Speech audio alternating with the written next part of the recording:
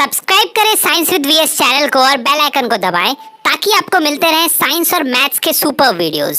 Next part करने वाले हैं मेटल्स एंड नॉन मेटल्स का, जो कि पार्ट 2 है। इससे पहले ही मैंने पार्ट 1 का वीडियो बना दिया है। अगर आपने वो वीडियो नहीं देखा है तो वीडियो पे आप कहीं पे भी क्लिक करें, ऊपर आई बटन है, वहां जाके आप पहला पार्ट देख सकते हैं, क्योंकि वो पार्ट देखने बहुत ही अच्छे तरीके से समझ में आएगा। तो आज के पार्ट में हम लोग बात करने वाले हैं केमिकल प्रॉपर्टीज ऑफ मेटल्स की। तो ठीक है, तो स्टार्ट करते हैं वीडियो को। वीडियो को स्टार्ट करने से पहले हमेशा की तरह एक क्वेश्चन है। क्वेश्चन क्या है कि which metal is the best conductor of electricity? कौन सा मेटल है जो बेस्ट है इलेक्ट्रिसिटी के कंडक्शन का, अगर हम बात करें।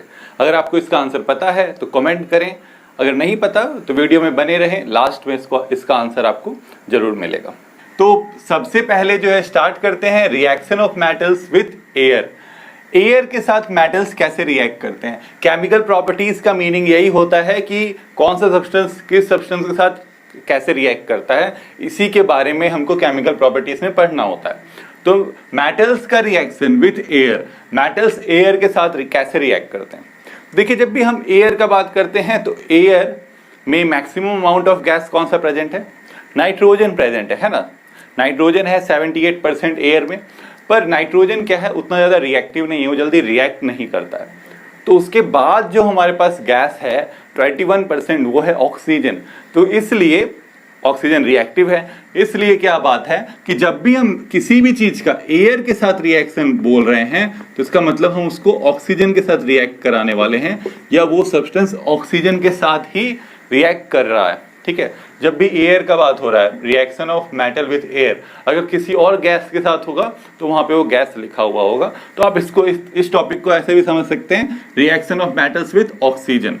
ठीक है, मेटल्स ऑक्सीजन के साथ रिएक्ट कैसे करते हैं, बहुत ही इंटरेस्टिंग टॉपिक है ये। जैसे मान लीजिए कि सारे मेटल्स नहीं, जैसे मान लीजिए हाई रिएक्टिव मेटल्स का अगर हम स्टार्ट करते हैं, जैसे हाई रिएक्टिव मेटल्स आपके कौन कौन से हैं? पोटेशियम है, सोडियम है। ठीक है, इन मेटल्स को जैसे ही हम, ऐसे तो इसको केरोसिन ऑयल में स्टोर करके रखा जाता है क्योंकि बहुत ज़्यादा रिएक्टिव होते हैं। तो जैसे ही हम केरोसिन ऑयल से बाहर निकालेंगे एयर में, तो क्या होगा, रूम टेम्परेचर पे ही जो है ये रिएक्ट कर जाएगा ऑक्सीजन के साथ। Potassium will react with oxygen to form potassium oxide. Potassium oxide बना देगा भाई, मतलब हमने बाहर निकाला, वो जल गया। ऑक्सीजन के साथ रिएक्ट करना मतलब बर्न होता है। ठीक है, हीट एनर्जी प्रोड्यूस होगा काफी।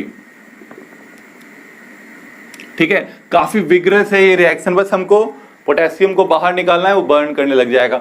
Same will happen with sodium also. Sodium के साथ भी यही चीज होगा। जैसे ही हम सोडियम को एयर में लाएंगे वो ऑक्सीजन के साथ रिएक्ट कर जाएगा और सोडियम ऑक्साइड बना देगा, साथ में हीट एनर्जी तो प्रोड्यूस होगा ही। ठीक है, पर इसके बाद अगर हम देखें, मान लीजिए हम मैग्नीशियम को लेते हैं। ठीक है, मैग्नीशियम को हमने पकड़ के रखा हुआ है, हाथ भी नहीं पकड़ना है। ठीक है, टंग, मेटेलिक टंग से पकड़ा हुआ है। ठीक है, बहुत देर पकड़ के रखिए, अरे तो जला ही नहीं, ये नहीं बर्न होगा एयर में, क्योंकि मैग्नीशियम रूम टेम्परेचर पे बर्न नहीं होता। तो अब मैग्नीशियम के लिए क्या करना होगा, हीट एनर्जी हमको उसको प्रोवाइड करना होगा, उसके इग्निशन टेम्परेचर तक उसको लेके जाना होगा, तो जाके वो क्या करेगा, वो रिएक्ट करेगा ऑक्सीजन के साथ। जैसे मान लीजिए कि हमने यहाँ मैग्नीशियम का एक छोटा सा स्ट्रिप लिया है, मैग्नीशियम रिबन लिया है, टंग से पकड़ा हुआ है, ये बर्नर है, उसमें हम हीट प्रोवाइड कर रहे हैं। तो क्या होगा, देखिए क्या होगा, मैग्नीशियम जो है वो रिएक्ट कर जाएगा ऑक्सीजन के साथ और क्या फॉर्म कर देगा, मैग्नीशियम ऑक्साइड फॉर्म कर देगा, है ना। बैलेंस कर लीजिए, बैलेंस करना इंपॉर्टेंट है। अगर आप बैलेंस नहीं करते हैं तो आपके मार्क्स कटेंगे एग्जाम में। ठीक है, तब भी क्या होगा, हीट एनर्जी तो प्रोड्यूस होगा। ठीक है, यहां पे देखिए, आप सिंपली आप कह सकते हैं कि एक तरह का कंबसन हो रहा है ये। ठीक है, कंबसन हो रहा है, पोटेशियम, सोडियम, मैग्नीशियम, ये बर्न हो रहा है। जब भी, हाँ, अगर कहीं पे लिखा हुआ है कि we are burning a metal in air, तो उस केस में भी यही मीनिंग है उस बर्निंग का कि मेटल को ऑक्सीजन के साथ रिएक्ट कराया जा रहा है। ठीक है, तो ऐसे ही अगर हम थोड़ा सा और नीचे आए, जैसे कॉपर का बात करते हैं। ठीक है, तो फिर कॉपर को पकड़ के रखेंगे। ऐसे भी कॉपर आपने देखा होगा चारों तरफ, हर जगह कॉपर, आपके जो वायर्स होते हैं वो कॉपर के बने हुए होते हैं। क्या उनमें आग लगता है? नहीं, ऐसा तो नहीं होता है, मतलब वो डायरेक्ट बर्न नहीं करते। फिर आपको उसको क्या करना होगा, बर्नर पे लाना होगा और काफ़ी देर के बाद, उसको काफ़ी हीटिंग के बाद जो है अब देखिएगा ना उसका डल अपीयरेंस आने लग जाएगा उसके ऊपर, यानी अब कॉपर जो है ऑक्सीजन के साथ रिएक्ट करने लग गया और ये फ्लेम प्रोड्यूस नहीं कर रहा है। ये तीनों देखिए फ्लेम प्रोड्यूस कर रहा था, ठीक है, जलेगा तो फ्लेम के साथ जल रहा था, पर जो आपका कॉपर है इसको हमने हीट प्रोवाइड किया, ठीक है, हीट तो इसको भी प्रोवाइड किया था, प्रोलॉन्ग हीटिंग इसको चाहिए। तो नेचर ऑफ ऑक्साइड्स का बात करें अगर मेटल्स और नॉन मेटल्स का, अभी हमने थोड़ी देर पहले फर्स्ट जो हमने केमिकल रिएक्शन पढ़ा, केमिकल प्रॉपर्टी पढ़ा मेटल्स का, उसमें हमने क्या देखा कि मेटल्स ऑक्सीजन के साथ रिएक्ट करके मेटल ऑक्साइड फॉर्म करते हैं। तो मेटल ऑक्साइड्स जो होते हैं उनका नेचर क्या होता है पता है? पता होगा, एसिड बेस एंड सॉल्ट में हमने पढ़ा है, they are in basic in nature, वो बेसिक होते हैं नेचर के। वैसे अगर नॉन मेटल ऑक्साइड्स का बात करें, non metal oxides are acidic in nature, ठीक है। तो बोलते तो रहते हैं सर कि ये बेसिक नेचर का होता है, ये एसिडिक नेचर का होता है, कोई प्रूफ है? Chemistry believes in practical, chemistry को प्रैक्टिकल चाहिए, सिर्फ बोलने से नहीं होगा कि बेसिक है ये एसिडिक है। तो चलिए कोई एक्सपेरिमेंट करके देखते हैं। हम लोग क्या करते हैं, एक बेसिक ऑक्साइड लेते हैं, मतलब मेटलिक ऑक्साइड लेते हैं, जैसे मैग्नीशियम ऑक्साइड हमने लिया, ठीक है। मैग्नीशियम ऑक्साइड कैसे लेंगे? मैग्नीशियम ऑक्साइड, मैग्नीशियम रिबन लीजिए, उसको जला दीजिए, मैग्नीशियम ऑक्साइड आपको मिल जाएगा। उस मैग्नीशियम ऑक्साइड को आप क्या कीजिए, आप उसको वाटर में डाल दीजिए, ठीक है, और इसको जैसे टेस्ट ट्यूब में हमने मैग्नीशियम ऑक्साइड और वाटर लिया, उसको अच्छे से सेक कर लिया, ठीक है। तो मैग्नीशियम ऑक्साइड वाटर के साथ डिजॉल्व हो जाएगा, मिक्स हो जाएगा, वाटर में डिजॉल्व हो जाएगा। तो अब क्या होगा? तो अब क्या करना है, तो इसका लिटमस टेस्ट कर लेंगे। इसमें एक बार रेड लिटमस पेपर हम डालेंगे, एक बार ब्लू लिटमस पेपर हम डालेंगे, तो क्या होगा? अगर ये एसिड होगा तो क्या करेगा? ब्लू को रेड में चेंज करेगा, अगर बेस होगा तो रेड को ब्लू में चेंज करेगा। लेकिन देखने को क्या मिला कि ये रेड लिटमस को ब्लू में चेंज कर रहा है। तो अगर ये रेड लिटमस को ब्लू में चेंज कर रहा है, which means magnesium oxide is basic in nature, मतलब कि मेटल ऑक्साइड्स क्या होते हैं? बेसिक नेचर के होते हैं। ये रेड लिटमस को ब्लू में चेंज कर रहा है। अब हम लोग नॉन मेटल्स को टेस्ट करते हैं। नॉन मेटल्स को टेस्ट करने के लिए क्या करेंगे, एक मेटेलिक प्लेट लेंगे, ठीक है। उसमें हम लोग क्या करेंगे, हम लोग सल्फर का पाउडर जो है, ठीक है, सल्फर पाउडर आप कह सकते हैं, इसको हम बर्न कर देंगे, उसको जला दिया हमने। जलाएंगे तो क्या होगा कि जो सल्फर है वो रिएक्ट कर जाएगा किसके साथ? ऑक्सीजन के साथ, और SO2 जो है फॉर्म कर देगा। सल्फर डाइऑक्साइड गैस जो है वो रिलीज होगा। तो सल्फर डाइऑक्साइड जो गैस है वो क्या होगा, वो ऊपर की तरफ जाने लग जाएगा। तो हम क्या करेंगे, एक टेस्ट ट्यूब को उल्टा करके जो है उसके ऊपर रखेंगे, ठीक है। टेस्ट ट्यूब को उल्टा करके हमने रखा तो क्या हुआ कि जो गैस है उसके जो फ्यूम्स हैं वो कलेक्ट हो जाएंगे, कहाँ पे? टेस्ट ट्यूब में। हल्का हल्का, ज्यादा नहीं होगा, थोड़ा सा कलेक्ट हो जाएगा। तो कलेक्ट होने के बाद क्या करेंगे, हम लोग उस टेस्ट ट्यूब में जिसमें फ्यूम्स कलेक्ट हुए हैं वाटर ऐड कर देंगे। वाटर ऐड करने के बाद क्या करेंगे, उसको थोड़ा सा सेक करेंगे अच्छे से, जैसे हमने यहाँ सेकिंग किया था वैसा ही सेकिंग करेंगे। फिर से लिटमस पेपर डालेंगे। लिटमस पेपर डालेंगे तो अब देखने को क्या मिलेगा कि इस बार जो है ब्लू लिटमस रेड में चेंज हो गया। ब्लू लिटमस अगर रेड में चेंज हो गया, इसका मतलब they are acidic in nature. Sulphur dioxide gas था किसका? नॉन मेटल ऑक्साइड था, वो एसिडिक बिहेवियर शो कर रहा है। इसका मतलब non metal oxides are acidic in nature. अब है हमारा सेकंड प्रॉपर्टी मेटल्स का, जो कि है रिएक्शन विथ वाटर। तो वाटर के साथ मेटल्स कैसे रिएक्ट करते हैं, तो इसका अगर हम एक जनरल सा स्टेटमेंट देखें तो वो है क्या, metal react with water to form metal hydroxide and releases hydrogen gas। Metal जो है वाटर के साथ रिएक्ट करता है तो मेटल हाइड्रोक्साइड फॉर्म करता है, साथ में हाइड्रोजन गैस जो है वो रिलीज होता है। मतलब कि क्या हो रहा है, देखिए अगर आप समझें यहाँ पे, तो वाटर क्या है, H2O है, यानी H और OH इसी से बना हुआ है। मतलब कि मेटल क्या कर रहा है, metal is displacing this H atom, ठीक है, हाइड्रोजन एटम को मेटल डिस्प्लेस करके OH के साथ हाइड्रोक्साइड बना दे रहा है, और वो जो H डिस्प्लेस हुआ वो रिलीज हो रहा है हाइड्रोजन के फॉर्म में। तो ये कौन सा रिएक्शन हो गया, मतलब डिस्प्लेसमेंट रिएक्शन है भाई, ठीक है। तो एक चीज तो यहाँ पे आपको क्लियर हो गई होगी, डिस्प्लेसमेंट रिएक्शन है तो मतलब जो H से ज्यादा रिएक्टिव मेटल्स हैं, हाइड्रोजन से ज्यादा रिएक्टिव मेटल्स हैं, सिर्फ वही वाटर के साथ रिएक्शन करेंगे। बिल्कुल। तो चलिए इस रिएक्शन को समझने के लिए हमने 3 तरह का यहाँ वाटर लिया हुआ है, ठीक है। एक है कोल्ड वाटर, फ्रिज से निकाला हुआ पानी है। एक नॉर्मल लिया है हमने, जो आपके घरों में आता है, टैप वाटर कह सकते हैं। और एक हॉट वाटर है, ठीक है, थोड़ा सा हॉट है, वार्म कह सकते हैं, थोड़ा सा उसको गर्म किया है हमने, ठीक है। तो अब देखिए हम लोग क्या करने वाले हैं, अब इसमें मेटल्स डालेंगे तभी ना पता लगेगा रिएक्शन हो रहा है कि नहीं। तो हमने जो है सबसे पहले इसमें पोटेशियम डाल दिया, कोल्ड वाटर में पोटेशियम डाल दिया। तो जो आप देखिएगा, आपको ऑब्जर्व क्या होगा, पानी में आग लग गया, मतलब वाटर में आग लग जाता है, मतलब फायर कैच कर लेता है वाटर। एक्चुअली जो है वाटर फायर कैच नहीं करता। होता क्या है यहाँ पे, एक बार हम रिएक्शन के थ्रू समझते हैं उसको। पोटेशियम हमने वाटर में डाला, तो पोटेशियम ने इस हाइड्रोजन को डिस्प्लेस किया, KOH फॉर्म किया, साथ में जो आपका ये डिस्प्लेस्ड हाइड्रोजन है, ये हाइड्रोजन गैस के फॉर्म में लिबरेट हुआ। पर ये रिएक्शन इतना विगरस है कि वहां पे बहुत ज्यादा हीट एनर्जी प्रोड्यूस होता है, बहुत ज्यादा हीट एनर्जी प्रोड्यूस हुआ। तो इतना हीट एनर्जी प्रोड्यूस हुआ कि हाइड्रोजन का इग्निशन टेम्परेचर मिल गया, हाइड्रोजन को अपना इग्निशन टेम्परेचर मिल गया। इग्निशन टेम्परेचर मिल गया तो क्या होगा, हाइड्रोजन में आग लग गया, मतलब हाइड्रोजन कैचेस फायर। ये हाइड्रोजन जो है इट कैचेस फायर, इतना ज्यादा यहां पे विग्रस रिएक्शन हुआ, पावरफुल एक्सोथर्मिक रिएक्शन हुआ कि जो हाइड्रोजन रिलीज हो रहा था, रिलीज ही नहीं हुआ, उसमें आग लग गया। बिल्कुल सेम वैसा ही चीज अगर हम इसमें क्या डाल दें, सोडियम डाल दिया हमने। सोडियम को जैसे ही डाला तो फिर सेम चीज होगा, सोडियम क्या कर देगा, डिस्प्लेस कर देगा हाइड्रोजन को, NaOH फॉर्म कर लेगा। H2 जो रिलीज होगा वो इतना ज्यादा हीट एनर्जी प्रोड्यूस होगा कि ये भी क्या कर लेगा, इट कैचेस फायर, इसमें आग लग जाएगा, यहाँ पे भी हीट एनर्जी रिलीज होगा। लेकिन अब हम और दूसरा मेटल लेते हैं, जैसे मान लीजिए हमने कैल्शियम लिया, कैल्शियम को कोल्ड वाटर में डाला, बहुत देर तक ऑब्जर्व किया, रिएक्शन ही नहीं हुआ। तो रिएक्शन नहीं हुआ, अच्छा पता कैसे लगेगा कि रिएक्शन हुआ, आग लगने से नहीं, पता कैसे लगेगा, जब आप उसमें कोई मेटल डालिएगा तो बबल्स उठने लग जाएंगे, क्योंकि हाइड्रोजन गैस रिलीज हो रहा है। तो हाइड्रोजन लाइटेस्ट एलिमेंट है, तो वो उसका गैस भी काफी हल्का होगा, वो ऊपर उठेगा, तो बबल्स आपको मिलेंगे वाटर में, उसी से पता लग जाएगा कि रिएक्शन हो रहा है। तो हमने कैल्शियम डाला, कोई बबल्स नहीं मिले हमको, तो रिएक्शन नहीं हुआ। तो अब हमने कैल्शियम को कोल्ड वाटर के बदले नॉर्मल वाटर में डाला, तब रिएक्शन जाके हुआ। तब जो कैल्शियम है वो रिएक्ट किया किसके साथ, वाटर के साथ। कैल्शियम हाइड्रोक्साइड कैल्शियम ने फॉर्म किया और साथ में हाइड्रोजन गैस रिलीज हुआ, ठीक है। तो यहाँ पे भी थोड़ा सा हीट एनर्जी प्रोड्यूस होता है, पर उतना ज्यादा नहीं, ठीक है, कि आग लग जाए, नहीं, वैसा नहीं होगा।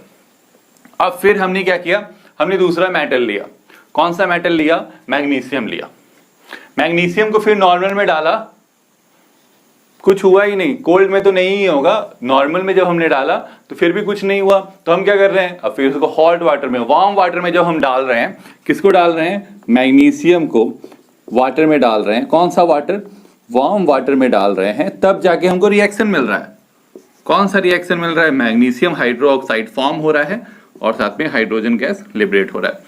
रिएक्शन बैलेंस नहीं है, बैलेंस आपको करना है, आता है, बहुत बार कर चुके हैं हम लोग, सीख चुके हैं। इससे थोड़ा सा लो रिएक्टिव मेटल्स का बात करें, मैग्नीशियम से लो रिएक्टिव मेटल्स जैसे जिंक है, एल्यूमिनियम है, आयरन है, ये सब हॉट वाटर से भी रिएक्ट ही करेंगे।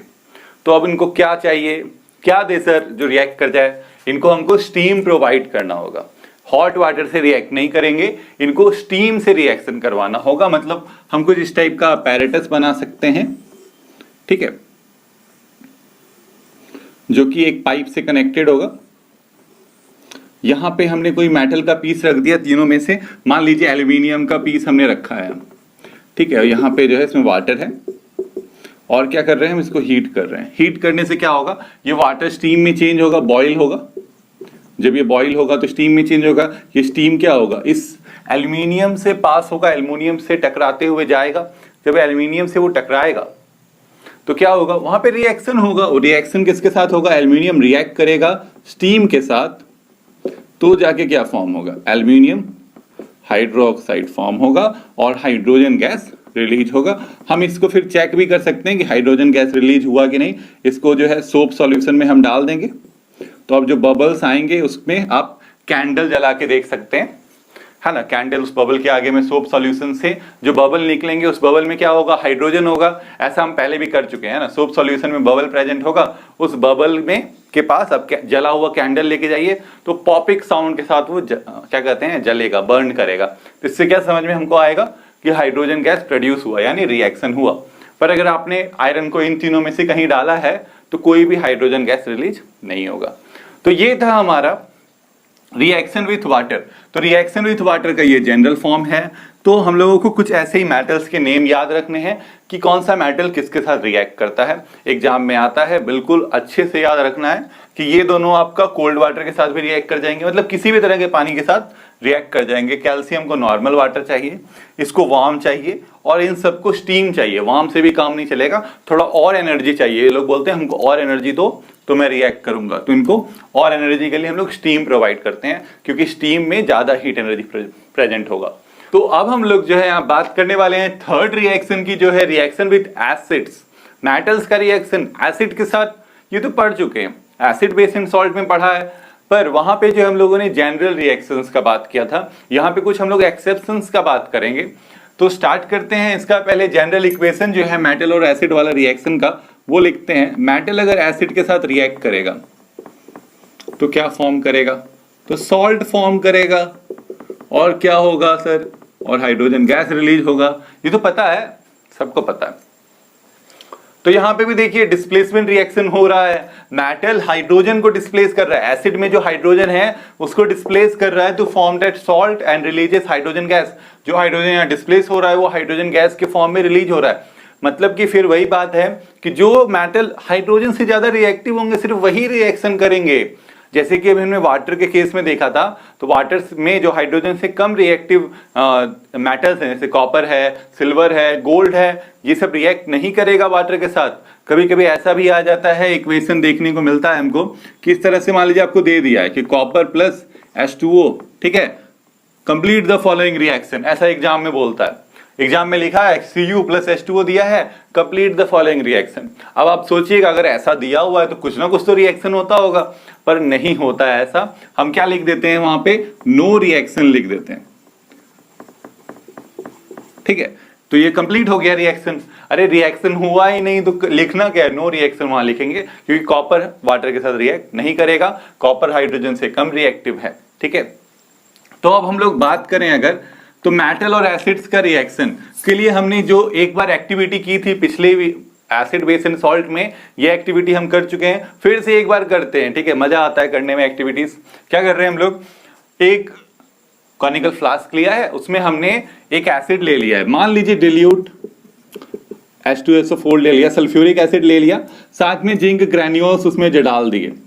अब जिंक ग्रैन्यूल्स डालेंगे तो होगा क्या, पता है, अच्छी बात है, पता है। Zn जो है वो रिएक्ट कर जाएगा सल्फ्यूरिक एसिड के साथ to form ZnSO4, zinc sulphate form करेगा और हाइड्रोजन गैस रिलीज होगा।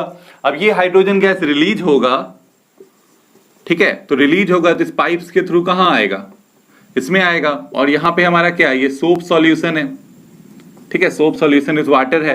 तो अब हाइड्रोजन गैस अगर यहां आएगा तो क्या होगा, बबल्स फॉर्म होंगे, सोप के बबल्स फॉर्म होंगे, क्योंकि हाइड्रोजन गैस हल्का है वो तो ऊपर उठेगा, तो सोप के बबल्स के साथ वो क्या आ जाएगा, बाहर आ जाएगा। तो उसके बाद अगर हम यहाँ पे जलता हुआ कैंडल लेते आए तो क्या होगा, ये बबल्स जो हैं वो पॉपिक साउंड के साथ, हाँ, पॉप साउंड के साथ जो है ये बबल्स फटेंगे, जलेंगे आप कह सकते हैं। तो उससे पता लग जाएगा, चलिए हाइड्रोजन गैस जो है वो रिलीज हो रहा है। तो मतलब हम जो बोल रहे हैं कि मेटल एसिड के साथ रिएक्ट कर रहा है, सॉल्ट एंड हाइड्रोजन प्रोड्यूस कर रहा है, तो वो सही बात है। पर तो ये क्यों पढ़ रहे हैं जब हमको ये तो पहले ही पता है, पर थोड़ा सा चेंज करेंगे हम, एसिड वही एसिड को चेंज करते हैं। चलिए एसिड को चेंज करते हैं, यहां पे हम नाइट्रिक एसिड डाल देते हैं, ठीक है। अब बोलेगा एसिड को चेंज करने से क्या होगा, एसिड के साथ रिएक्ट करके हाइड्रोजन गैस ही रिलीज होने वाला है। पर जब हमने एसिड को चेंज किया तो पता है क्या हुआ, ये सब जो हाइड्रोजन गैस रिलीज हो रहा था, यहां जो बबल्स फॉर्म हो रहे थे, पॉपिक साउंड रिलीज हो रहा था, वो सब कुछ नहीं हुआ। ये क्या बहुत देर तक हमने ऑब्जर्व किया, रिएक्शन तो हो रहा है, रिएक्शन आपको देखने को मिल जाएगा। जो आपका जिंक ग्रैन्यूल्स हैं उस पे बबल्स, छोटे छोटे बबल्स आएंगे और धीरे धीरे जो है ना वो जिंक ग्रैन्यूल्स छोटा होते चले जाएगा, तो उससे पता लगेगा नहीं रिएक्शन तो हो रहा है, पर हाइड्रोजन गैस कहाँ है? हाइड्रोजन गैस रिलीज नहीं होगा in the case of nitric acid. क्या होगा? नाइट्रिक एसिड जो है एक स्ट्रॉन्ग ऑक्सीडाइजिंग एजेंट है। Nitric acid is strong oxidising agent, याद रखना है, बिल्कुल दिमाग में डाल लीजिए। नाइट्रिक एसिड के साथ रिएक्ट करेगा मेटल तो हाइड्रोजन गैस फॉर्म नहीं होगा, तो क्या फॉर्म होगा सर? तो वाटर रिलीज होगा। अगर ये एसिड नाइट्रिक एसिड है, ठीक है, क्योंकि नाइट्रिक एसिड एक स्ट्रॉन्ग ऑक्सीडाइजिंग एजेंट है तो वो हाइड्रोजन को क्या कर देगा? ऑक्सीडाइज कर देता है और क्या फॉर्म कर देता है? वाटर फॉर्म कर देता है, याद रखना। तो यहाँ पे वाटर ही फॉर्म होगा, हाइड्रोजन नहीं फॉर्म होगा, ठीक है। अब हम लोग क्या करेंगे? अब हम लोग एक बार मेटल को बदलते हैं, ठीक है। यहाँ पे हमने जिंक डाला था, अब इस जिंक की जगह नाइट्रिक एसिड ही रखा है हमने, जिंक की जगह हमने मैग्नीशियम रख दिया। जैसे ही मैग्नीशियम रखा, थोड़ी देर के बाद क्या देखने को मिला? बबल्स फिर से निकलने लगे, फिर से वही पॉपिंग साउंड प्रोड्यूस होने लगा। ये क्या हो रहा है? कभी बबल्स आ रहे हैं, कभी नहीं आ रहे हैं। तो मैग्नीशियम के केस में जो है आपका हाइड्रोजन गैस रिलीज होता है, चाहे कोई भी एसिड हो। नाइट्रिक एसिड भी होगा in the case of magnesium and manganese, ठीक है। एक्सेप्शन में भी एक्सेप्शन है, याद रखना है, बहुत इंपॉर्टेंट है ये क्वेश्चन, एग्जाम में बहुत बार आया हुआ है कि ऐसे दो मेटल्स का नाम बताइए जो नाइट्रिक एसिड के साथ रिएक्ट करके भी हाइड्रोजन गैस रिलीज करते हैं। तो वो दो मेटल्स कौन से हैं? मैग्नीशियम है और मैग्नीज है। बाकी कोई भी जो मेटल है जो हमारे सिलेबस में है वो नाइट्रिक एसिड के साथ रिएक्ट करके हाइड्रोजन गैस रिलीज नहीं करेगा, वो वाटर फॉर्म करेगा। तो याद रखना है कि अगर यहाँ पे मैग्नीशियम या मैग्नीज होगा तो फिर से जो है नाइट्रिक एसिड में भी वाटर फॉर्म ना होके हाइड्रोजन गैस रिलीज होगा। अब हम लोग बात करने वाले हैं चौथा केमिकल प्रॉपर्टी का, जो कि लास्ट है मेटल्स के लिए। Reaction of metals with metallic salt, other metallic salts, मतलब दूसरे मेटेलिक सॉल्ट के साथ एक मेटल कैसे रिएक्शन करता है। तो ये भी एक डिस्प्लेसमेंट रिएक्शन है, देख लीजिए। हाइड्रोजन के साथ डिस्प्लेसमेंट रिएक्शन हुआ, ठीक है, सॉरी, वाटर के साथ डिस्प्लेसमेंट रिएक्शन हुआ, एसिड के साथ डिस्प्लेसमेंट रिएक्शन हुआ, यहां पे भी डिस्प्लेसमेंट रिएक्शन ही है। बस जो हमने मेटल ऑक्साइड जो सबसे पहले पढ़ा वो क्या था? वो कॉम्बिनेशन रिएक्शन था। वहां पे मेटल ऑक्सीजन कंबाइन कर रहे हैं, है ना। तो यहाँ पे डिस्प्लेसमेंट रिएक्शन ही होगा, तो डिस्प्लेसमेंट रिएक्शन होगा तो कौन किससे को डिस्प्लेस करेगा, ये यहाँ पे बात आता है। तो जिसका ज्यादा रिएक्टिविटी होगा, ठीक है। नेक्स्ट वीडियो में हम लोग जो है रिएक्टिविटी सीरीज का बात करेंगे, तो आपको ये सब ज्यादा अच्छे से क्लियर हो जाएगा। इसके लिए हम लोग चेक करेंगे कि आयरन और कॉपर में कौन ज्यादा रिएक्टिव है। तो हमने क्या किया, कैसे हम चेक करेंगे? चलिए दो टेस्ट ट्यूब लेते हैं, दो टेस्ट ट्यूब में दोनों मेटल्स का सॉल्यूशन डिजॉल्व कर दिया हमने वाटर में, एक्वस सॉल्यूशन फॉर्म किया, आयरन सल्फेट का भी और कॉपर सल्फेट का भी। अब कॉपर सल्फेट सॉल्यूशन में हमने आयरन नेल डिप कर दिया, धागा से बांध दिया और बंद कर दिया है इसको। इसमें कॉपर वायर को डिप कर दिया, बांध दिया। तो कुछ देर ऑब्जर्व करने के बाद हमको क्या देखने को मिलेगा? हमको देखने को मिलेगा कि ये जो कलर है इस कॉपर सल्फेट सॉल्यूशन का, जो कि ब्लू था, वो फेड होने लगा। फेड मतलब हल्का होने लगा। और भी देखने को बहुत चीज मिलने वाला है। यहाँ पे आपको जो bottom of the test tube है इस पे कॉपर देखने को मिलने लगेगा, ठीक है। मतलब कॉपर के पार्टिकल्स वहां पे इकट्ठा होने लग जाएंगे, bottom of the test tube पे कॉपर इकट्ठा होने लग जाएगा, आप कह सकते हैं। और आयरन नेल जो कि साइन कर रहा था, ठीक है, वो कैसा होने लगा? उसका अपीयरेंस डल होने लगा, ब्राउनिश अपीयरेंस होने लगा आयरन नेल का। मतलब अब इतना सारा चीज हो रहा है, इसका मीनिंग क्या हो रहा है, इससे समझ में क्या आ रहा है? इसको रिएक्शन के थ्रू समझते हैं।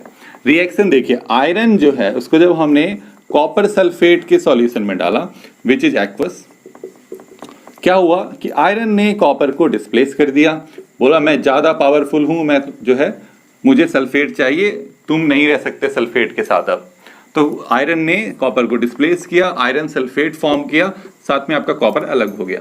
तो ये डिस्प्लेसमेंट रिएक्शन ये फॉर्म हुआ यहाँ पे, ठीक है, आयरन सल्फेट, और ये डिस्प्लेसमेंट रिएक्शन है, ठीक है। अब अगर हम बात करें कि दूसरे वाले में, दूसरा वाला अगर टेस्ट ट्यूब को आप रख दीजिए, बहुत दिनों तक रख दिया, 10 दिन 12 दिन तक भी रख दिया, तो कोई चेंज आपको देखने को नहीं मिलेगा। वैसा ही जैसा कॉपर था वैसा ही रहेगा, आयरन सल्फेट जैसा था वैसा ही रहेगा। क्यों? क्योंकि copper is less reactive than iron, copper iron से लेस रिएक्टिव है, तो यहाँ पे क्या होगा? नो रिएक्शन होगा, कोई रिएक्शन नहीं होगा। ठीक है, तो अगर हम इस फोर्थ केमिकल प्रॉपर्टी का बात करें, reaction of metals with other metallic salt, तो यहाँ पे मीनिंग क्या है कि अगर कोई एक हाई रिएक्टिव मेटल है, for example A is a high reactive metal, it is reacting with BC in which B is a metal which is lower than A in reactivity series, या B is less reactive than A, B जो है वो A से less reactive है, तो A will displace B to form AC and B। ठीक है, तो A क्या करेगा? B को डिस्प्लेस कर देगा, B अलग हो जाएगा, AC फॉर्म हो जाएगा, एक सॉल्ट, नया सॉल्ट फॉर्म हो जाएगा। अगर हमने हाई रिएक्टिव मेटल को लो रिएक्टिव मेटल के सॉल्ट में डाला, अगर हमने लो रिएक्टिव मेटल को हाई रिएक्टिव सॉल्ट में डाला तो कोई रिएक्शन नहीं होगा। ठीक है, तो बस आप इस बात को याद रख लीजिए। तो यहाँ पे आपका केमिकल प्रॉपर्टी जो है मेटल्स का वो फिनिश हो गया। वक्त आ गया है अब उस क्वेश्चन का आंसर देने का जो हमने वीडियो के स्टार्टिंग में आपसे पूछा था। क्वेश्चन क्या था? Which metal is the best conductor of electricity? कौन सा मेटल सबसे अच्छा कंडक्टर है इलेक्ट्रिसिटी का? तो इसका आंसर क्या होगा?